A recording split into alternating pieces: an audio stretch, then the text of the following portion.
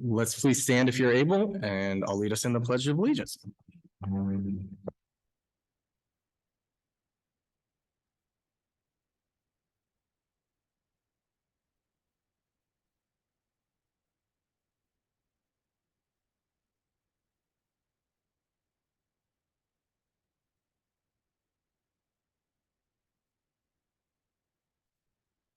All right, I would like to introduce our Board of Directors. Tonight we have Madeline DeMatenon, Jonathan Henderson, myself, Mike Rowley. We have Tasha Woods joining us. Cindy Coe is not able to join us tonight. And then we're also joined by Superintendent Troy Turno, Kim Snyder, our Executive Director of Finance, HR, and Operations, and Jen Kuntz, our Executive Director of Teaching and Learning. Board first action on the action item tonight is the consent agenda. We've all had a chance to review it and seek clarification from district admin prior to the meeting. I will entertain a motion.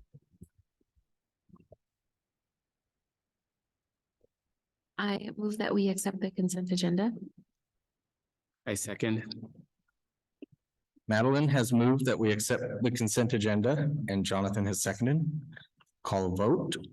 All those in favor? Aye. Aye. Any opposed? Any abstentions? Thank you. That takes us to administration and Troy. Thank you. So Leslie, I do have some slides that are going to be up there mainly just to keep me organized as we go through it. Nothing too earth shattering on there, but there's a couple things just as we go forward, and just wanted to make sure I discuss as we move through this meeting. So when we made the decision, you'll be voting later on to amend the policy of our meeting time changes. That's all we really need to amend in that policy. As we kind of decided how we were restructuring to create more space and structure, just wanted to remind everybody that during our reports, and particularly during the teaching and learning report, which will be quite extensive, Jen's done a great job putting it together. It's definitely okay. That's to create that space for that discussion. In our reports, there's not really a lot of action items, but that's giving us that space in how we're restructuring our meetings is definitely to give you time to process and ask questions and talk and have some dialogue back and forth in our reports. So we're getting kind of used to that, or we'll have to get used to that because we've kind of been rushed in the past. So as we work through and learn our new structure, just remember that that's perfectly okay. That's why we've done this, so we can create more space for discussion. As we were talking about before the meeting started, Leslie let me know that and brought me up to speed on my role in the rodeo parade, but that's coming up on September 2nd. And so if any of you would like to join me in that process, you are absolutely welcome to. Apparently we've had some representation in the past from the board, and so that's something for you to consider, and we'll get you that information as it comes out. Like I said, 4 o'clock today, I learned of my responsibilities and I'm looking forward to it. So that will be exciting. Also, one other thing that we need to consider as we head towards agenda setting for next month is we discussed earlier about your desire to bring in Kevin Chase to talk to you about search and things like that. And so we're rather just thinking whether we would want to have that on the 13th or on the 27th. I haven't even reached out to him yet with a preference, but that'll just be something to think about. Mike and I can figure that out. It's not an action item or anything like that, but just from the agenda setting perspective, when he comes, and I'll reach out to him and let him know that we're considering that. So it's really what I've been working on. And hopefully we'll have this done. I'd like to say it's done tomorrow. My calendar's pretty full. It'll be done by Friday at the latest. So as I've come in, we've restructured the office, and Jen is the driver of this, but we're really restructuring our meeting schedules with our administrators. We asked them for feedback earlier in the month and got a good amount of feedback about the number of meetings that we have with them, how it's structured, when we do them. And so we're about ready to settle on that. That's just something that's pretty important for us. So I've taken a little bit of time to really process their feedback. Jen's done a really nice job of putting it into a visual format for me. So we're going to get together and work on it this week and get that set so our administrators know when we'll be meeting and what the purpose of those specific meetings are, because we're going to change things up a little bit with that. Of course, right now, everything's just pointed to September 6th. We're starting to roll. It's exciting to have more and more staff back in schools, to have principals and everybody getting organized and you know, really getting focused on that. There's lots of meetings going on to get everybody on the same page. Jen will talk a little bit about it, but we had orientation for new teachers this week, which was great for me. I got to go talk to them a little bit. And then really the highlight of their day was certainly not me. It was Mike McCloskey coming in and doing the history of Ellensburg. So I made sure I went back and listened to that, and it was fascinating to me. Today we held a meeting with our principals about their building budgets and asked certain questions and solicited feedback about certain things. Not everybody could make it today, so we're repeating the meeting on Friday. And that was very productive for us as district office administrators to have our principals there and to really get their questions answered, figure out, you know, maybe where we can create some efficiencies, what types of communication lanes we create. We came out with a lot of really good ideas, and we're going to do that continually throughout the year. At least one of our monthly meetings will have a segment devoted to having those types of discussions to get that feedback going as we work through the year. What does our budget look like? Because as Kim presented during the budget hearing, and you'll be voting later, that's our guess right now. It will come be more solidified on October 1st, because that's our count, our student count that goes to OSPI that sets our first half of the year funding. So that budget parameter that was just presented and you'll be voting on will then be a little bit more formalized. We'll have a little bit better idea after our October count. And so then we have that. So we want to have our principals involved in those discussions throughout the year. So everybody, we're all sort of on the same page as we look for efficiencies and find ways to do that. Our district welcome back will be the day before school starts. It'll be Tuesday, September 5th. Looking forward to that. So we'll have everybody in the district from 8 to 9:30 at Morgan Middle School. And so we'll get to welcome everybody back, and then they'll go out and finish their lid days and work and prepare for students coming on that Tuesday. So I'm excited. Obviously my first time doing that here. So I'm very, very excited for that. Our department heads of our, classified administrators, our food, our nutrition services, transportation, technology, facilities, maintenance departments. They're really, this is a very, very busy time for them as they, transition from kind of ending last year to really ramping up and getting things ready to go for this year. So those departments have been working just as hard as our buildings have to make sure that we're ready to go. So I'm excited to see all of them in action here in a couple of weeks. Like I said, we're finalizing the meeting plan for administrators. Some fall projects that I'll be giving you updates on. This become, very clear to me as gathering feedback and talking to all the various stakeholders, from community members to people that work in the district and some parents. We really need to we need to look at our communications plans and process, and we really need to recommit to some things and to finding some efficiencies and things that we might be lacking, and then starting to look for some solutions to how we're going to do that. So Leslie and I are meeting on that this week, and then we'll expand that work out. I've got some ideas based upon the feedback, but we're really, that's really going to be a project for me, maybe a little bit earlier than I had anticipated this year. But I think it's something that is very important. We'll also be working closely with Kim and her team on identifying some operational efficiencies that we can do relatively early that might lead to some other things. We got some really good ideas from principals about maybe our signature chains. Are we being inefficient in that? How are we doing that? We are going to be looking at some possible technology help. And I come from a place that used a paperless HR system, and it worked very, very, very well. It eliminated a lot of inefficiencies that we had in our system. So we're we're gonna at least start exploring that and figuring out what that future might look like for us.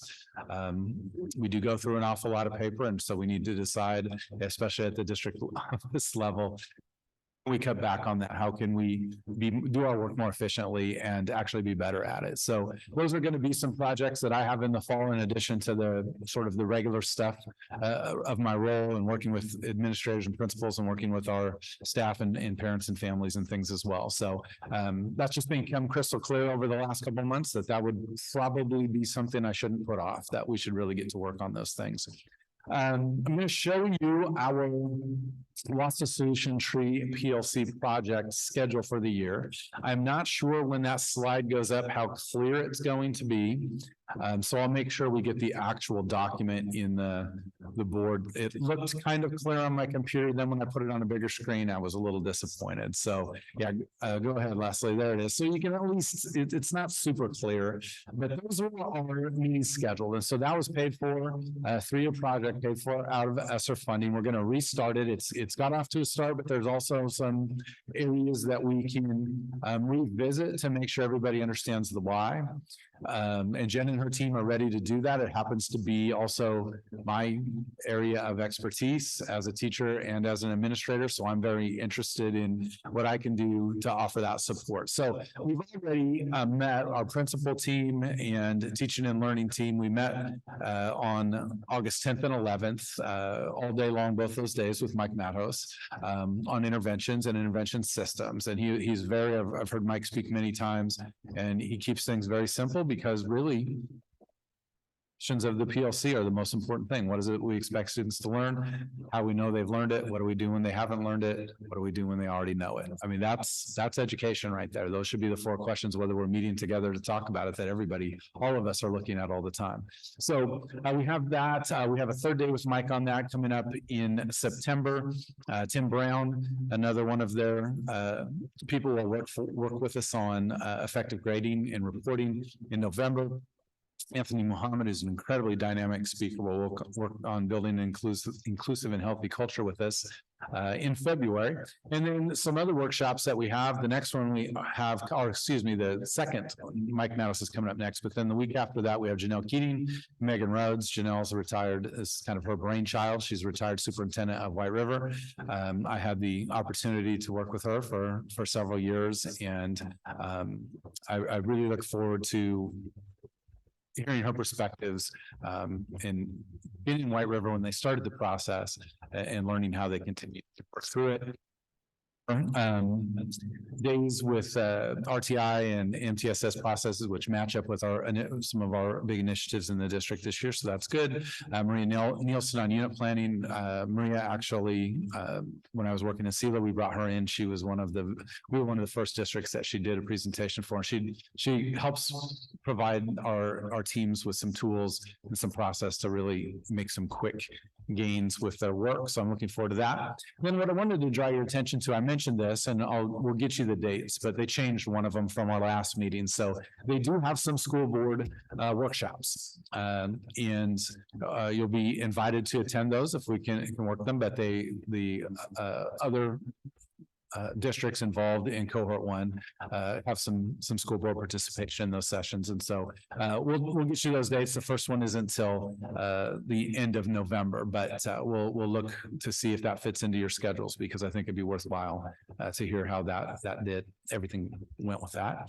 Okay, let's see. Then the last slide is just some information. So really, as we look for school starting up after Labor Day, this week we got our fall athletics and activities rolling.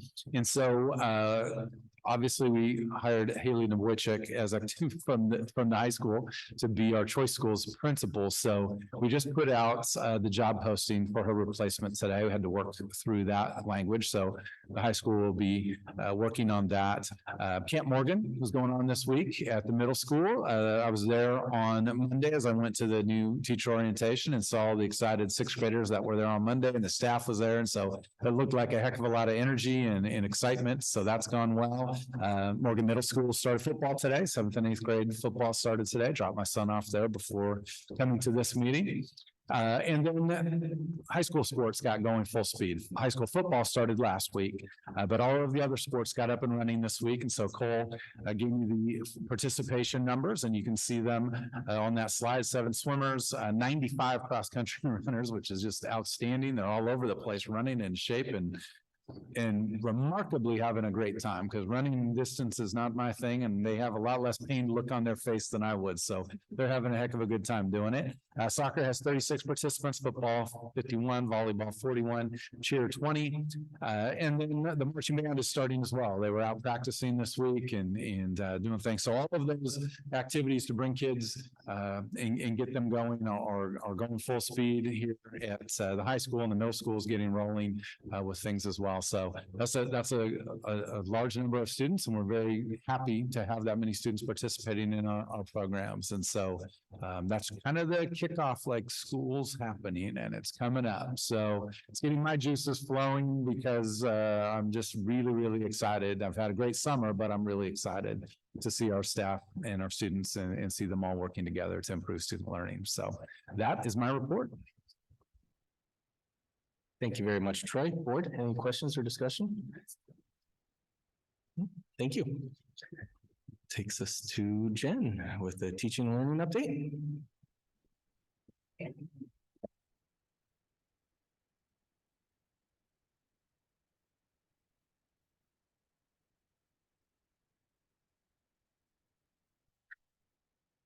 Okay, so I have kind of 2 pieces to this. I'm going to go over some of the things we've been doing in TNL this month, and then kind of give you some major working groups that we have in the district that'll oversee the whole year. So just some TNL happenings this month, the leadership retreat, which we actually talked to you about that at the last board meeting, so I don't need to go too far in depth, but again, just we really focused there on culture and deepening our work around that guaranteed and viable outcomes for students. So going back to that first question of the PLC, what is it that we expect students to know and be able to do? And really being crystal clear about not only what that is, but what that looks like and what proficiency with those things look like. And then we, as Troy mentioned, we did have teacher induction Monday and Tuesday of this week, so the last 2 days. And we had 14 new teachers that were there, teachers and ESAs. We do have 19 new total, but some of them weren't able to be there. They're moving from other states, some of them. And then some of them are actually new hires but have been in our district. So felt like, yeah, we know the systems, we know all those things. And then we are still processing 2 additional ones. So that was a really great time. And mostly it's just focused on introductions to our systems, our people, they spend a day in buildings with, and administrators focus that time on what needs to happen in buildings. We have teachers from their PLC or team or content area come in to get them up to speed with more classroom related things that they are concerned about. And of course, it's always a question with teacher induction. We spend a whole day going through all of the nuts and bolts of here's print shop, here's HR, here's business, here's technology. And their brains are definitely on, let me get into my classroom and start working. But it is also good to be able to communicate all of those systems pieces to our new teachers so that they feel like they at least have resources to go back when those questions inevitably surface on who does this and where do I go for this? So that was a really great 2 days with our new teachers. And then we have LID days coming up. So LID, the Learning Improvement Days, just a little note about those. We have 3 that are funded by the state, and we only have 3 LID days in our district.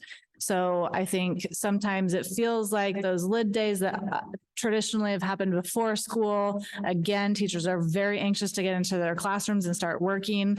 But because they're funded by the state, there's actually very strict requirements around what we can do during those times. It has to be very PD related. So there's always that rub of not necessarily the best time to be getting PD because their brains are on their classrooms and getting things ready.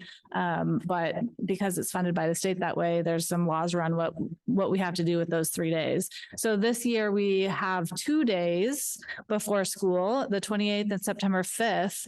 And for the first time, I believe ever, we stuck one in the middle of the year. The calendar committee decided that this year, and it happened to kind of work out this year.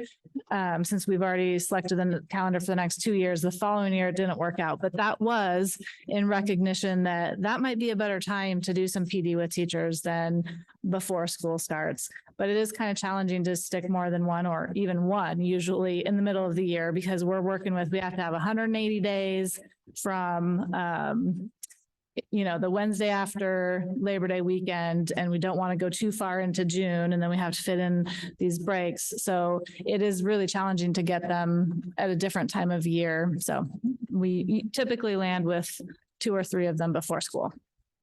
This year it'll be 2. And another requirement with those 3 that are funded by the state, one of them alternates, it's mandated what we have to cover during that PD, and it alternates between social emotional learning and DEI. So this year is DEI. So what does that mean we have to cover? It has to be aligned with the cultural competency, equity, diversity, and inclusion standards by PESB. And additionally, which you can see those standards up there, what they cover: understanding self and others, student, family, and community engagement, learning partnerships, and leading for educational equity. And then additionally, it has to cover principles of English language acquisition. So that works well for us because that happens to be an area that we're really focusing on anyhow. And so we're going to put some intentional stuff around that in our January 2nd lid day. But we have, of those 7 hours for this, we have 3 of them that buildings are creating PD around for prior to the start of school. So that is sort of a couple of things that have been going on this month. This slide shows you some working groups or focus groups that we have going on that are multi-stakeholder groups that will meet multiple times throughout the year. And the purpose of these teams is to really assist us in improvement work. So identifying where are our next steps as a district and as a system for creating improvements. And each of these could be a very long presentation in and of itself. So I'm going to be pretty brief, but these are probably the type of things, since we'll be working on them all year and it's an area of focus, that we could talk about more in depth at a study session or something. So I'm going to just briefly, hopefully, talk about each one so you have a sense for what is the work of the year, or what are some of the major things that we're focusing on in our system. And just a note before I go into each individual one, those first 2 that are listed, PLCs, professional learning communities, and multi-tiered systems of support, those really are both just frameworks that allow us to really think and analyze our work and identify steps for improvement. So these 2 things are education. It's what we do in education. It's how we meet student need, but they're just frameworks for thinking about that and being able to identify, okay, what are our next steps then for improvement? And then the last 3 bullets are sort of more program-specific improvement efforts. And I don't even like to call them program. They really are about student supports. So inclusionary practices is for students with IEPs primarily, but it's a gen ed, it should be a gen ed initiative. And then dual steering committee and multilingual program.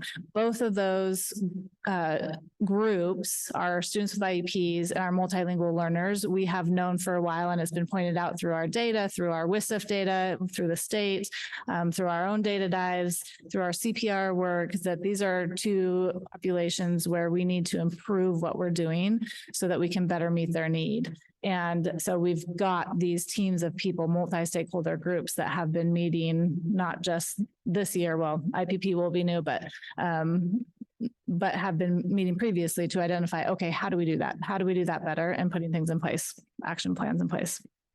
So just quickly on each one of those, what they are, the PLC improvement, that is, we've got the solution tree training going on. So we are regularly meeting. You saw the meeting schedule, and some of those, all the ones that said implementation workshops, those are ones that also include teachers that come to those sessions. And then with our district learning and improvement team and our building learning improvement teams, we have lots of conversations around the PLC process. And as I've mentioned, we're kind of going back to the first couple questions in the PLC. And this really is, the whole PLC process is a plan, do, study, act inquiry. It's a continuous improvement of plan, do, study, act, plan, do, study, act. So whether you say it that way, or this visual up on the screen, or the 4 to 4 questions that are famous in PLC, what do we expect students to learn? How do we know if they've learned it? What are we going to do if they did or already knew it? That is a plan, do, study, act process of continuous improvement. So for us, again, our focus this year is to really go back to sort of the first pieces of that to ensure we're crystal clear on it, that clarify intended learning and elicit evidence. Do we understand what our guaranteed outcomes for students are going to be? Do we have consistency on that so that it's guaranteed? And do we know what proficiency looks like? And do we have the right assessments in place or methods of assessing so that we know whether or not students are making progress towards those outcomes or where they're at in that learning progression? So we're kind of going back to the first piece of that cycle and really ensuring that we've got solid things in place. So that's the work of the professional learning community improvement work. And it'll be going on all year in multiple different groups, solution tree, our building lit, our D-lit, we'll be working on that. And so it'll be a whole system-wide effort. The second one there, the multi-tiered systems of support. This is Washington's. I like this image because they highlight that with multi-tiered systems of support, people often think of that triangle there, the continuum of supports, and they often think that it's two-sided. There's an academic side and there's an SEL or behavioral side. And that's what MTSS is. But MTSS really is larger than that. It encompasses more than that. It's not just about our different tiers of support, tier 1 being core instruction, every child gets, tier 2 being if you need a little extra support, you're going to get tier 2 supports, and tier 3 really being like a much smaller percentage of our students will need more targeted and individual supports. That's not what that's part of MTSS, but that's not the whole thing. MTSS really is broader than that. And so these 5 components that Washington has identified, again, this is just a framework for thinking about and being able to analyze what is it that we do and how are our systems doing in being able to meet every student's need. So there's that team-driven shared leadership, ensuring that things are collaborative in an effort of improvement, database decision-making. Do we have the right assessments in place? Do we have the right tools to be able to analyze that data? Do we have the right teams in place that can sit together and look at that and make decisions for students? Family, student, and community engagement, that continuum of supports, the different tiered supports that students receive, and evidence-based practices, ensuring that all of that we are using evidence-based practice for collaboration, which PLC would be one of those. Evidence-based practice for database decision-making, evidence-based practices for our continuum of supports. Do we have the right curriculum and instructional practices in place for those supports? So it is really broad, and it really kind of touches most things in education, but we've joined ESD 105 cohort for this work. So we'll have a team that meets regularly on this throughout the year. And this sort of is the overarching umbrella of all of it to analyze where are we at with all of our pieces of MTSS and what are our next steps for taking that journey of improvement.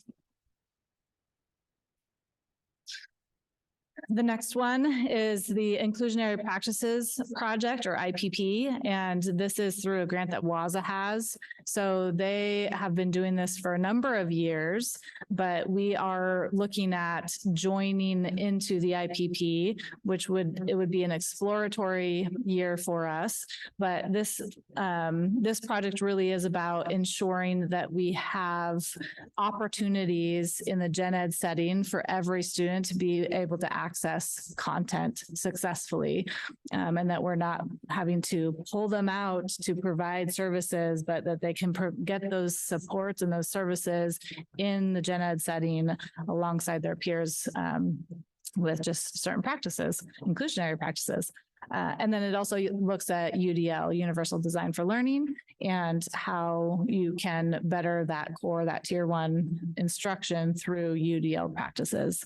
So this group will be meeting once, or depending on the makeup of the team, once or twice a month over the course of the year, again, in an exploratory, really just starting in on what is this, where are we at, how well are we doing, what's our capacity, and what would our next steps be. The dual steering committee, you guys have had a couple of presentations and probably need more conversation around dual language, a dual language program, but we will have a dual steering committee. The goal is to have that have the first meeting by mid-October. So we'll be gathering that team, and that team will be it'll be a multi-stakeholder team, and it'll be looking at all of the many, many layers of a dual program and analyzing Ellensburg's readiness for and capacity for a dual program. So we're moving forward as if this can happen for us, and we need to think through all the pieces, and we need to do it right so it kicks off well. But part of that team's job will also just to be to do sort of a feasibility study for us. Can this be a sustainable program for us in Ellensburg with the population and the resources that we have? So they will be meeting regularly to, by the end of the year, have thought through all those layers and come up with a recommendation on those pieces and layers for us. And then we also have a multilingual program committee, and that committee has been meeting for the last couple of years. In fact, dual programming was one of the recommendations that came out of that committee. So that also is a multi-stakeholder team that meets regularly, less regularly than some of the others, maybe quarterly, to kind of analyze how is our ML program going and what can we do to better it? And that was in part because of our previous, not the one that was most recent, but the CPR previous to that, where it really surfaced that we have some program improvement that we need to do in our ML programming. So up there is just an image of our action plan that team came up with. They came up with a pretty nice, and it's still in draft mode, working mode. We need to make some edits to it, but they came up with an action plan for specific things that we need to do to improve that programming. And that was part of what was submitted to OSPI through our CPR that allowed us to be compliant on some components that we're still working on, to be honest. So that ML program committee, even though it is similar work to the dual steering committee is going to be totally focused on looking at all those nitty gritty details about dual, while the ML program committee is going to continue on looking at beyond dual, how are we meeting the needs of our ML students, and where do we have room for improvement? So all of these groups, again, are multi-stakeholder groups that will be meeting throughout the year, and they kind of represent some of our heavy work that are more major focus areas for us over the course of the year. And that's it. So I'm happy to answer any questions if there are any. Thank you very much, Jen. Board, any questions or discussion?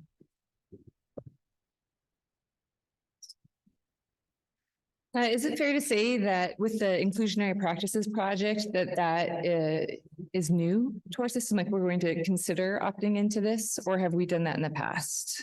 So the IPP would be new in terms of formalizing it. We've been working on inclusionary practices for years. In fact, we've been working on trying to get more co-teaching going and things of that nature, so that we can be more inclusionary. A number of years ago, and you might be able to speak to this more than I can, but Our least restrictive environment, LRE for students with IEPs, was pretty bad, meaning they are supposed to be in their least restrictive environment as much of their day as possible, and hopefully their entire day. Ideally, many of them, most of them, should, for example, not be pulled out of the gen ed setting, but we need to find ways to be able to provide services within the gen ed setting. So we've been working on that for years. And this is sort of just another avenue through which it kind of formalizes an analysis process of how are we doing and what else could we do? So if I understand right, would it be fair to say, for instance, a hypothetical fourth grade classroom where a student has been identified for services, maybe supporting reading instruction, that sometimes in the past, we would pull that student from their fourth grade classroom. They would miss whatever's happening in their fourth grade classroom, walk down the hall, maybe to a different quad, join a different group of students with a different teacher and have focused reading instruction time there, but then they'd go back to their classroom. And when you talk about least restricted environment, this would support that student getting those services or getting what they need for reading instruction in their classroom with their classroom teacher, with their classmates. Correct. Yeah. So I mentioned students with IEPs, but it's really more than just students with IEPs. And if I can go back to this little graph, which we showed to you, that's the Thomas and Collier study for ML students. That red line is pull out ELDs, which is what we do with our ML students. And that, as you can see, has the least amount of success. In fact, they pretty much end up back where they started. They kind of drop again. And that blue line is the dual, which is inclusionary. There are other ways to do ELDs in an inclusionary model than dual, but that dual is the most successful. So we pull out students for a number of different things, and it's just one of the lesser, a model that has less success than inclusionary practices. So then this is research-backed best practices that will serve our students that we have seen continually in our data that they're not performing as well as they could be, compared to state averages or surrounding districts. And so the district has been working hard on that before and recognizing it, but now stepping into possibly this new group, the Inclusionary Practices Project, which will potentially give us an audit of where we stand on universal design learning on UDL. And once we have that audit of understanding, possibly saying, well, how do we actually put this into practice then? And so this year will be sort of a test to see if ESD would benefit from this and if our students would benefit from it, because it's adding on to the layer that we are already working hard towards. That's accurate. Yes. Looks like you want to hop on. Yeah, just that's absolutely accurate. What this is we've identified a gap that exists and it consistently exists in our data. So we've been working on it. And so there's a program out here, and as Jen said, this has been going on a long time, or several years through WASA, and ESDs have had some inclusionary practice programs, but it has worked in many places to help narrow that gap. So it's a grant. If we choose to participate this year, it's a grant. So we get some support for any teachers that are involved. And then it really is, just exploring, does it fit? What are we doing these things already, but now we need to look somewhere else. So it's not, so it's supposed to augment and supplement our frameworks for learning, PLCs, MTSS, with a gap that's remained very consistent. When we looked at the data on that, it's the data in Ellensburg has the gaps have not narrowed. So we're just getting maybe a little bit, even though we've been doing a lot of it, we're maybe getting a little bit more intentional in digging down into identifying some very specific strategies that we can use to narrow those gaps. I appreciate this learning overview that you gave for the whole year, and I'm excited that the continued process of the district identifying the gaps and saying, what else can we try? Because it really does come down to sometimes it feels like we're pointing the finger at outside things of well, parents can do this or students can do this, or it's really not that, but our practice in the classroom has to change, or our experience for the students has to change. Otherwise, we're going to get the same outcome. And so this is supported way, a research-backed way in which the district is supporting that at the classroom level. And I'll just throw one thing in if anybody else has any questions. I was going to say at the beginning, like, we're going to go on after we get done with this TNL report to the business side, but the realities of why we've restructured and added this, and as time will go through, and honestly, Jen's going to have the longest reports out of all of this because that's by design, because the actual business of the district is student learning. I mean, we're going to go do the background business here, but the actual business of what we're doing is learning. So we're going to continue to try to get better at what we've started, because, you know, you don't just automatically start something and be great at it. So we're going to continue to work to identify where we can provide supports to our staff, continue to work through that. And when we see gaps and we see that are consistent and we have an opportunity to just augment what we've been doing to try to close those gaps, we're going to try to move swiftly with that. And so that's why we kind of reorganized the meeting as well. So you could get a bigger, broader idea and an opportunity to ask us questions and things about this, because really the business of the district is to try to improve student learning to reach those highest levels for everyone. So we want to make sure we're using our meeting times to help work through that and help you understand what we're doing. Just have a simple question, probably. My brain is still on summertime. Can you explain the difference between dual language and multilingual again to me? Yeah. So on that chart that had all the graphs, that represented multiple different models of multilingual programming. So dual is just one model for how we support language acquisition and access to content for our multilingual students. So it's a very specific way for how to do that. And that's ensuring that part of their day is taught in another language. So that's the dual programming, whereas ML programming is much broader than that. It's really looking at what are all of the things you have in place to support your ML students and which program model are you using. So OSPI has multiple approved program models for multilingual learners. Ours is what they call an alternative model, meaning it's not one that is best practice or necessarily research-based, but the majority of schools, I would say, have a similar model. Maybe not the majority, but many, many schools have a similar model to that, because it is it's what's makes sense under a lot of restrictions that we find ourselves in the system. So if you are on an alternative model, you have to show OSPI how you are trying to get towards one of their approved program models. Dual is one of their approved program models, but there are different ways to do it. Great, thank you. Yep. And then it's great to see that one of the focus groups is still the PLCs, because we saw last year how well those were going and stuff like that. So. Any board, any other questions for Jen? Thank you very much, Jen. All right, board, that now takes us into business. So first up is item A, fuel bid summary.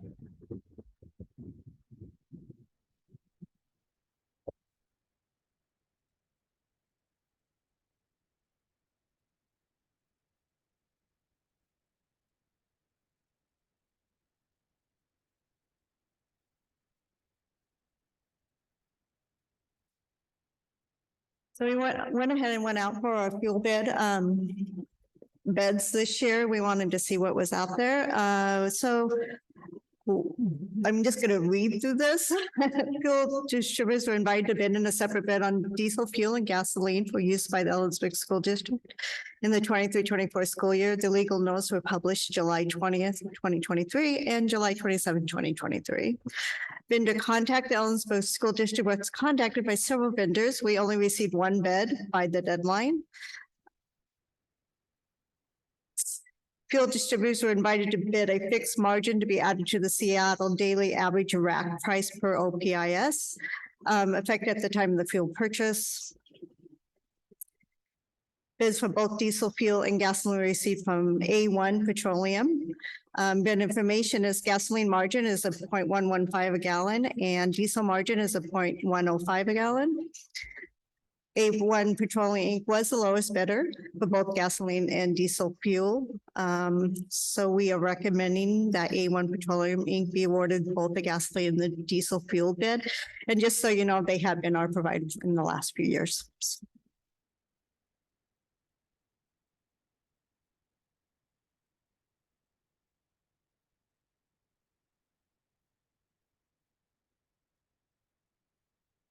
Board, any questions or discussion? This is an action item. I move that we approve the fuel bid with A1 Petroleum Incorporated. I second. Tasha has moved that we accept the fuel bid from A1 Petroleum, and Madeline has seconded. I will call a vote. All those in favor? Aye. Aye. Any opposed? Any abstentions? Okay. Fuel bid accepted. Next item up is item B, capital project expenditure. Looks like we have Randy.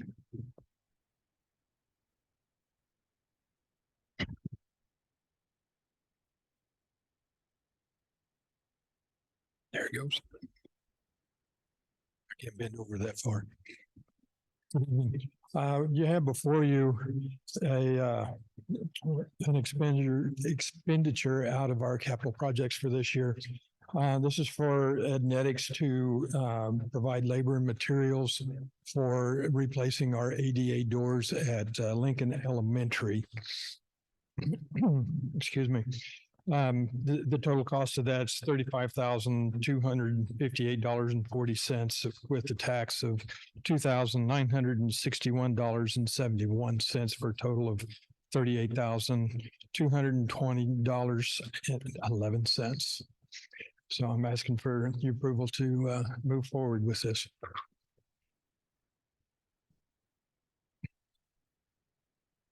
Or if you have any questions, I can answer any questions you have on this.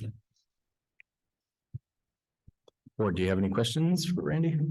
I just wanted to clarify that this was not in the original scope of the Lincoln remodel.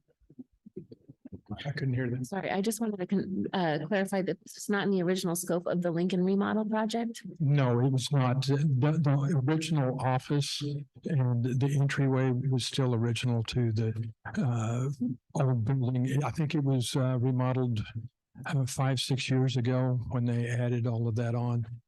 These doors have all failed along with the electronic locks, and we've gone through extensive research trying to figure out a way to get it in cheaper. This is by far our best deal. So Ednetics is the one that is providing us with all of the hardware and everything for most of our door locks. The ADA door operators themselves, not only electronically, but the hardware itself is also giving out. All right, thank you, Randy. And board, this is an action item as well.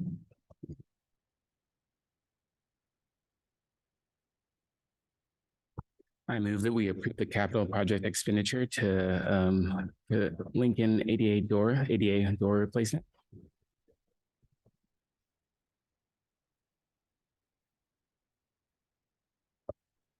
I second. Jonathan has moved that we accept the capital project expenditure for the ADA door remodel. Is that what you said? Replacement, thank you. Madeline has seconded. Call a vote. All those in favor? Aye. Aye. Any opposed? Any abstentions? All right. The capital project expenditure for Lincoln doors is approved. Item C, accountability audit report. Thank you. So as you guys know, back in the spring, we did an audit report, that we had for our federal audit and our financial statement audit. And then also, and those are done every year. And so we did report on that back in the spring. And then, every 2 years, they do accountability audit. And accountability audit is something that they do to see if our internal controls are working, that is safeguarding the assets of the district. And so what they were looking at for this accountability audit, they were auditing 2021 and 21-22 school year. And they looked at the use of restricted funds, professional learning, and local revenue for enrichment activities, compliance with supplemental contracts for enrichment activities, self-insurance and employee compensation, budget compliance, board approval, payroll, gross wages, cash receipting, timeliness and completeness of deposits at the district office, conflict of interest, open public meetings, compliance with minutes, meetings, and executive session requirements, and financial condition reviewing for indication of financial distress. So those are the areas that they looked at during their audit. The overall audit came out pretty good and as I've mentioned in the past, there are different levels of recommendations that they will do sometimes. So they have we have exit, there's verbal items that they might say, and it's just something like, hey, you might really want to look at that. And just look and see, make sure we're in compliance and that we have internal controls to safeguard. They have exit items that they will write. These again are lower level recommendations. That's something that they're not really concerned at yet, but could be. So they want us to look at them and make sure that we're again following policies and procedures and that we have procedures in place again to safeguard our assets. And then they have a management item, and that management is again a little bit more like, hey, we really need you to look at this and fix this now. And if you don't fix those management items, it could go into a finding. And a finding is the top level of reporting. And a lot of times a finding will end up in the newspaper and we have to give a response to that finding, what we're going to do to fix it, how we're going to proceed with it. So no findings for this accountability audit. We do have one management letter item. I'm going to read through that and I'm going to let you know how we're fixing that. So the management letter item, during the review of the board meeting minutes, they found the board did not receive financial condition and budget status reports for 4 months during 2021. Did not formally approve 4.5 million of accounts payable expenditures during a meeting for 2 months. And did not formally approve 39 million of payroll expenditures during regular meetings for all of fiscal year 21-22. The recommendation for that is that they're providing the board monthly financial reports to review and approve, ensuring the board formally approves all expenditures during regular meetings. So when I say that, I want to really explain these though. Some of this stuff comes from citizen complaints that we did receive back in the winter, spring of 21-22. So they do have to follow up on every citizen complaint they get. And when they do that, even if they find that it was only a one-time thing that happened, say we missed something in one board meeting, they have to do a recommendation and follow up on that. So just so you guys know that. But in the 4.5 million of accounts payable expenditures in the payroll, you guys actually did receive the warrants. You were receiving all the warrants, you were receiving, and you guys were signing it. But there wasn't always a process where they were uploaded into the consent agenda. And so it wasn't that everybody was seeing that in the consent agenda and approving it. You were signing them, you saw the warrant list, registers, but they weren't in the consent agenda, or that we weren't specifically saying we are approving these warrants within the board meeting. So we just need to make sure that we are doing that. And you have seen that I've already changed some of that process. You guys are getting different forms now that you're seeing. So that shows all the payroll expenditures in categories, and it's showing all the warrants that we were for the month. So we've already fixed that in that recommendation. And you guys also, we fixed right away the financial update. You have been receiving financial update monthly since January 2022, right after we realized we needed to get there. And I just want to remind everybody, that was a time that we were, staff members had left. We were short-staffed, we were hiring, we had a lot of new people. So we were just trying to catch up and get there, get our financial statements done for the year and start the year. And so now we're right on schedule to do a financial update every month. And we have been doing that for the past year and a half. So, but because they're auditing back, even though they know we're doing it and we have corrected it, they still have to make the recommendation. And then we also had, so that was a management item. And then we also had some exit items.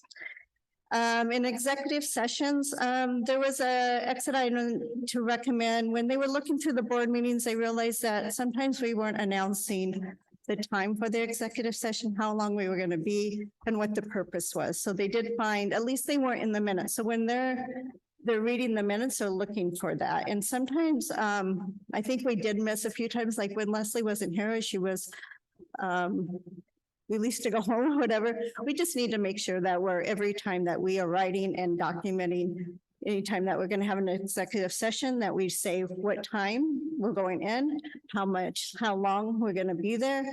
And if we're going to be there longer, and I know we've done this, so it's not every meeting, there's just a few that they found. Again, it's not every meeting that happened. It was just a few times that it did. So we just need to make sure that we are always documenting those executive sessions. Another exit item was a sub-plan. And so for a sub-plan, and what they're talking about in that is our levy money. When we do a supplemental contract for extra duties outside outside of base contract for teachers, we have to say how those are enrichment activities and we're using our levy money for that. And we have to actually write a plan of how we're going to use our enrichment money. And when we went out for a levy, we did say that. And so we said that in a plan, that this is how we're going to use it. And so we thought that was what we needed to do, but actually we have to write another plan. And so Troy and I are working on that plan to write it, to be able to make sure that we have that written plan again, even though we did it with the levy when we went out. And to put it onto our website so people can access that and what our plan is each year of how we're going to use those levy money. And you did see in my budget presentation, spelling out where our levy money goes. So we do have an idea where we do spend those levy money, but we have to have another plan and do that for the auditors. So that was an exit item. And then supplemental contracts, they looked at we pay out a stipend to an incentive to teachers that let us know, or staff to let us know if they will be retiring or resigning. So we tried to do an incentive early in January, February, so that we can try to get people to let us know earlier on so that we can start planning and we can look at our budget and plan for the next year. And so we do an incentive for that. Basically, it was on what we call a supplemental contract. It's not a supplemental contract, it's a stipend, but the wording says supplemental. And so we just have to make sure we distinguish between what is a stipend and what is a supplemental. A supplemental is any duties, responsibilities outside of their base contract that they're actually working hours and showing what that responsibility is. Where a stipend is, you're not adding extra responsibility, you're just getting an incentive like the retirement incentive. So we just need to make sure that we're categorizing those in the right place and that it's on the right kind of contract. And then board approval for board approval to make sure that all our new hires the board approves them. There was one time that one coach was left off. And so they did discover that. And so they're recommending that we just make sure that we always watch for that and make sure that it's always on our roster, our classified roster. This was a coach that we did not put on the roster. And that was during the time period of last year where, was that last year? It must have been. where we had hired a coach, a basketball coach, and that person decided we had hired him, they went, and then they decided that they didn't want the position. So then we re-advertised and we had hired someone else. And it was during the summer, and so it just got missed. But they only found one, but they are recommending that we make sure that we watch that and that all new hires are approved by the board. And then cash receipting. There was a few times in January of 2022, again, when we had some staff turnover and people were new. We have a waiver from Kittitas County Treasurers that says we will not, we don't have to transfer money to them except for once a week, but we have to transfer at least once a week. We didn't transfer in January 2022. We only transferred once, one time that month. And then in February, we transferred 3 out of the 4 weeks. So we had transferred money 3 times, but not the 4th time. So they're just recommending to make sure that we are following that waiver. And I'm going to say they found after February 2022 that we have been fine. They looked a little further and saw that we had already corrected that, and we transfer every week now. So those are correct. And those were the exit items. And again, I feel like this audit was a very good audit and it's pretty clean. There's just some things that we'll have to, that we've already cleaned up, but we'll continue to follow. Are there any questions? It sounds like the majority, if not all of those items were already corrected before they found it. Is that Right. true? Okay. Yes. Yes. The majority of those had already been corrected. The only one that I can think of was that I didn't realize we had to write a plan about what we're using our enrichment. Board, any other questions or discussion? All right, thank you very much, Kim. I believe you're right back up with the financial update, though. Okay, so tonight I'm going to be doing a financial update, as I just said that we do it every month. So this is for July. The general fund is on target at 87.11% of revenues and 86.27% of expenditures for 11 months. And you expect about 92% around, just as a projected 11 out of 12 months. So we're right in there. In July of 2022, the expenditures came in around 83.21%. So it's very close, and revenue came in around 87.71, or expenditures. When comparing this to July of 2022, we have spent about $4 million more than we did last year at this time. The unassigned fund balance equates to approximately 10.25% after considering fund balance restrictions and assignments, which is a primary indicator of our district's financial status at this time. There was a discrepancy between Kittitas County Treasurer and our trial balance, and that's just a payroll transaction. It was an extra cycle, what we call an X cycle, it was extra payroll cycle, and we had posted it in July, but Kittitas County reported it in August. So it's just a timing, and then in August, it'll wipe itself out and clear itself out. Capital project fund revenue came in at 34.44% of budget and 27.3% of expenditures for July. And the fund balance is at 2.74 million. And there was no discrepancies between Kittitas County Treasurer and the trial balance. The debt service fund revenue came in at 99.09% and expenditures are at 98.37% for July. Next debt payment will not be until December of 2023. And there was no discrepancies between Kittitas County Treasurer's report and the debt service fund trial balance. The ASB fund revenue came in at 60.32% of the budget revenues, and expenditures came in at 60.64%. And again, remember, ASB board has made the decision to budget for capacity for all possible fundraisers. And the reconciliation between ASB trial balance and Kittitas County Treasurer report found no discrepancies. Our private purpose trust fund is not a budgeted fund. However, you will see that the fund balance is at approximately $30,000 at the end of July, and there was no discrepancies between Kittitas County Treasurer's report and the private purpose trust fund. Our transportation vehicle fund, the revenue for transportation vehicle fund came in at 7.65% and expenditures are at 36.48%. We did actually receive another bus. So that's good. We ordered it last fall and we did receive one. So we received 2 this year. So that's been good. We will receive a payment of approximately 450,000 this month for the depreciation. So that always comes in August. So you'll see that, and when I do the August report, that revenue will rise. There was no discrepancy between Kinshasa County Treasurer's report and the Transportation Vehicle Fund trial balance. I would like to remind everyone that this report is presented with the information I have currently and is subject to change as we continue through the year. I'd also like to remind everyone that revenue sources are used in their current funds for authorized expenditures and can't usually be transferred to be used in different funds unless authorized within the adopted budget and within accounting laws. Are there any questions? Doesn't look like it. Thank you very much, Kim.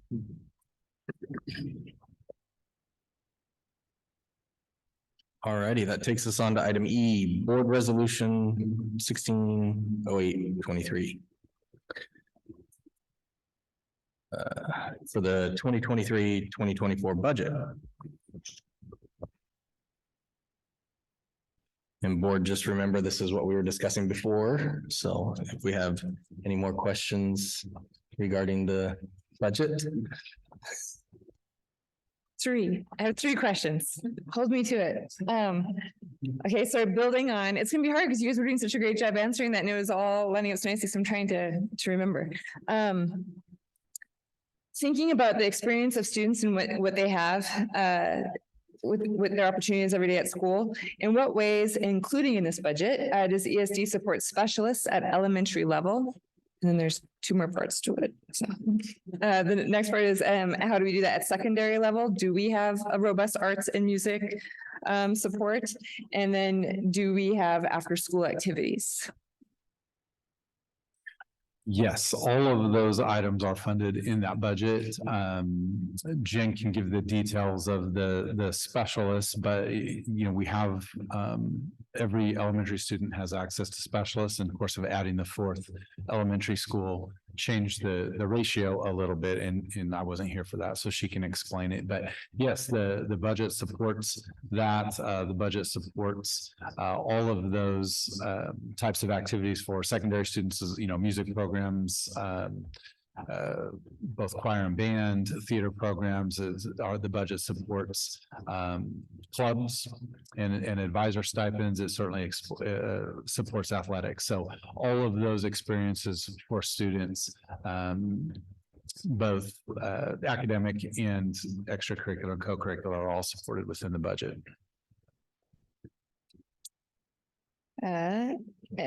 Sorry. I didn't know if you wanted me to add on to that specialist thing. I think, yeah.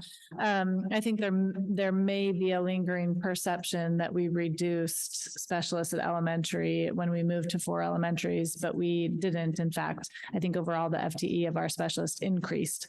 But because we had fewer students and fewer teachers in the buildings once we moved to 4, it reduced the number of specialists in a single building down to 3, which was some of what we talked about, why we pulled some of those great things that were happening in those specialist sections into that stream position to ensure that kids are still getting art. They're still getting access to some of those engineering and level activities. So we actually increased our FTE of specialists at elementary when we moved to 4 elementaries, but it felt like a reduction in some ways because of the number of sections in a building decreased, but kids still have access to the exact same time with specialists that they did before.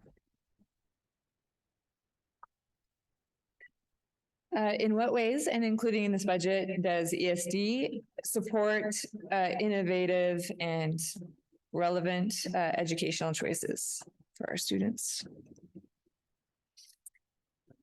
Well, lots of different ways. I mean, it supports everything that we do, and it's focused on learning. Some of the particular things that we're doing this year that might be maybe a little different that they've done in the past. supporting some innovative things would be big picture, learning and that project-based learning in our, alternative high school. And, that's been in the planning for a while and will be implemented this year, and the budget will support, sort of what that program needs as it evolves.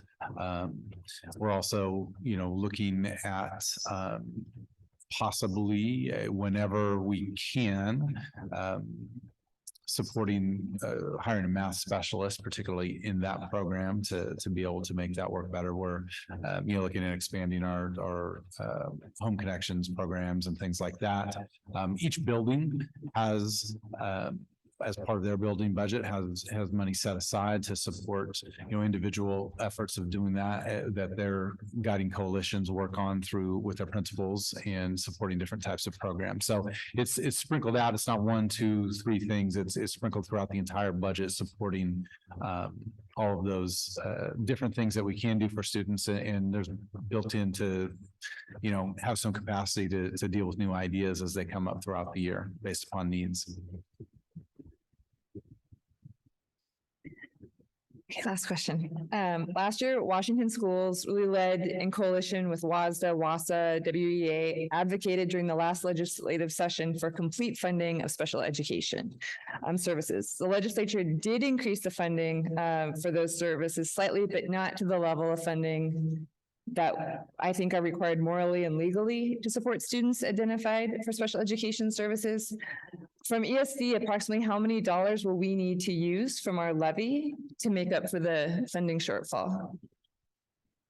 In the 23-24 budget right now, it's around $650,000. I've seen it go all the way up past $750,000 to $800,000. So we do spend, the levy money to support the students in that way. Board, those are the only questions I had. Thank you. Board, any other questions? Thank you. Thank you for your answers. Board, this is an action item.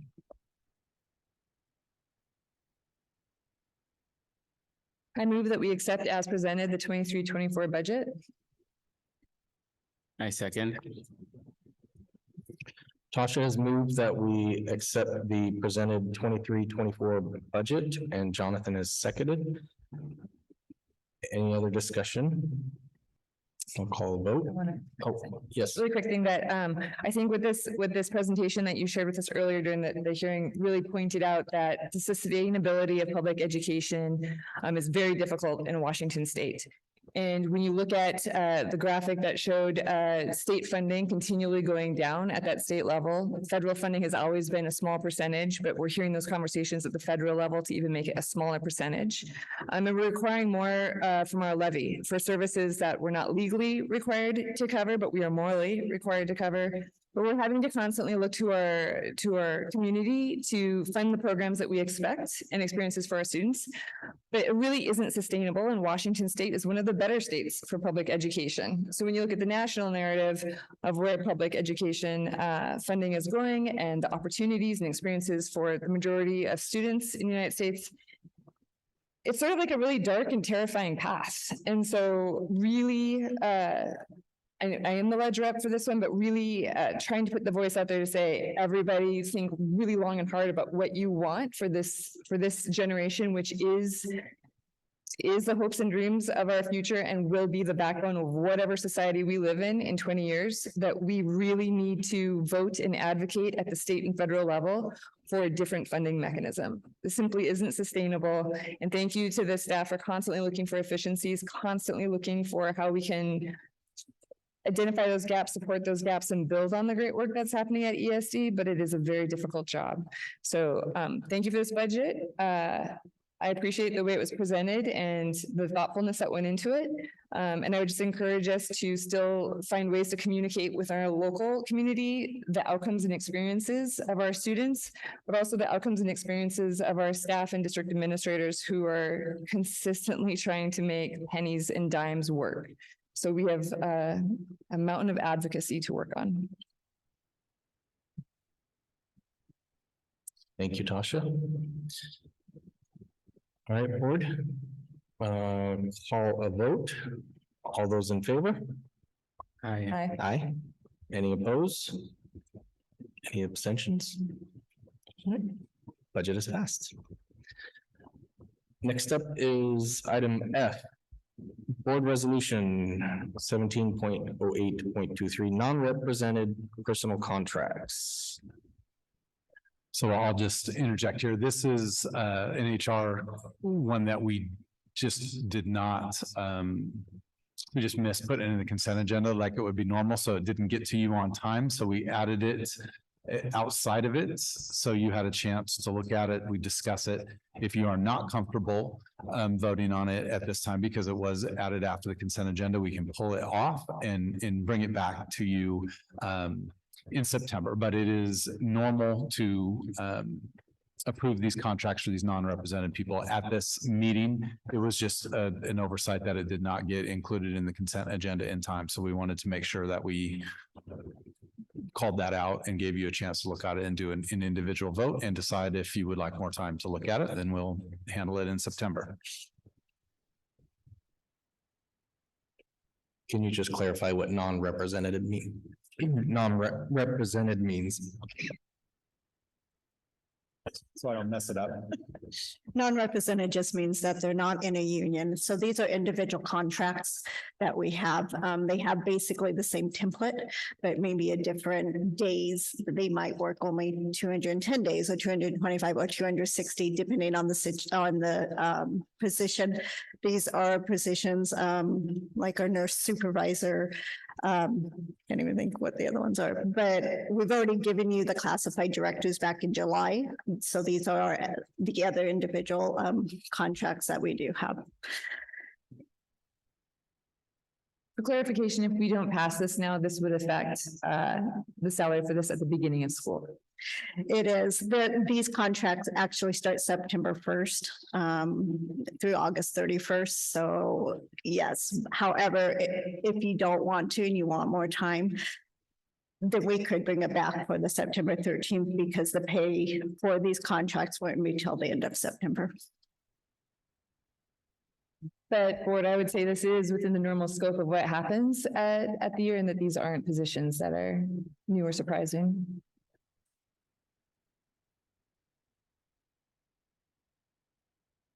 Board, any discussion? So it's an action item, so we can either.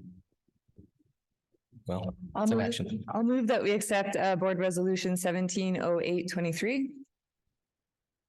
I would second. Tasha has moved that we accept Board Resolution 170823, non-represented personal contracts, and Madeline has seconded. Call a vote. All those in favor? Aye. Aye. Any opposed? Any abstentions? Right. Passes. That passes. All right, that takes us into policy.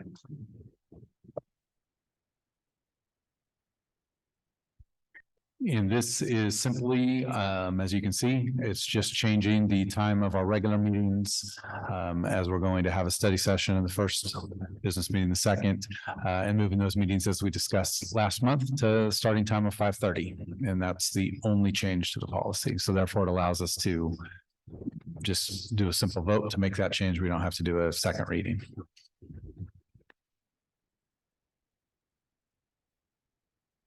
I move that we accept Board Policy 1400 or adopt, Board Policy 1400 with amendments. How about this? Can you? I move that we accept Policy 1400 as presented to us. I second. All right, Tasha has moved that we accept Board Policy 1400 as presented to us. Jonathan has seconded. Board, any discussion? Call a vote. All those in favor? Aye. Aye. Any opposed? Any abstentions? All right, Board Policy 1400 passes. Takes us to board reports. Tasha, do you have a legislative report tonight? Just a quick one. As a reminder, the General Assembly is September 22nd and September 23rd. I'll be attending that virtually. But there is a new spreadsheet this year that you can weigh in on those issues and advise on that. So I'll work with Mike and the superintendent to clarify how we want to move forward with that. But that is on September 22nd and 23rd. Thank you, Tasha. Board, any questions? I don't really have a board report still. However, I just want to say thank you to all the admin and staff getting ready for the schools, getting ready for ramping up, and it's hard to believe that school starts in just under 2 weeks, I think. Nope, 2 weeks away. So hopefully things go well and the kids are excited to come back and the staff's excited to come back and get started for the year. So we're looking forward to it. Leslie, do we have anybody signed up for public comment? No. And is there? All right, this takes us to public comment. So the board will allot up to 30 minutes as a total time allotted for public comment this evening, and each speaker will have up to 3 minutes of time. The board is not obligated to provide additional public comment time to accommodate everyone in attendance or on Zoom. The board is not obligated to respond to questions or challenges made during the public comment period, and the board's silence will not signal agreement or endorsement of any speaker's remarks. In my capacity as board president, I may terminate an individual's remarks when the allotted time has passed. I may also interrupt or terminate any speaker who is making uncivil comments. Uncivil comments include but are not limited to obscene comments, comments that are defamatory towards another person, or commentary that is unwarranted invasion of privacy. The board reserves the right to have anyone removed who refuses to adhere to the rules and creates a material and substantial disruption of a meeting. Personal matters are generally private and administrative in nature. Constructive criticism can be helpful. At the same time, the board has confidence in its staff and programs and will act to protect them from unwarranted criticism or disruptive interference. Complaints or concerns received by the board or any board member will be referred to the superintendent and will not be considered or discussed by the board in this setting. I'd ask that you respect staff members' privacy and consider putting any concerns you have in writing if they pertain to a personnel matter. The board can then review and forward those to an appropriate administrator. Leslie, are we ready for public comment? Okay, individuals in person wishing to be heard by the board need to be signed up to speak, and those on Zoom need to add their names to the document in the Zoom chat box. If you are unable to do this, individuals may also be recognized within Zoom by using the icon or emoji to show you are raising your hand for public comment.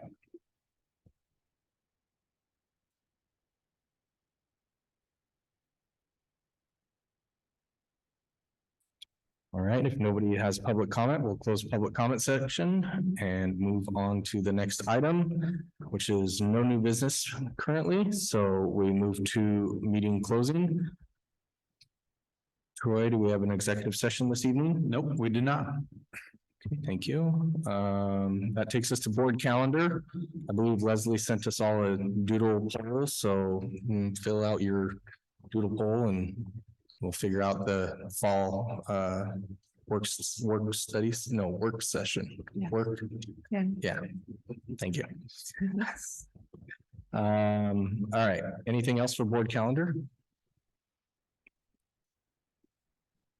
Other than Troy leading the parade and any board members that would like to join him, I will talk with Troy here after the meeting. Okay, that takes us on to clarifications and next steps. I do have one clarification question, Troy. We are going to get a schedule of other board members to join us on agenda setting, correct? So that we would cycle through like we were doing and stuff like that. Yes, Les is going to be working on that this week. It's one of the things we're talking about. We'll get that schedule set. Yep. I just like have other input when we're discussing that, so. Any other clarification or next steps, board? Leslie, signing of official documents. Okay. All right, that takes us to adjournment. I move that we adjourn. I second. All right, we are adjourned. Thank you very much, board and administrators.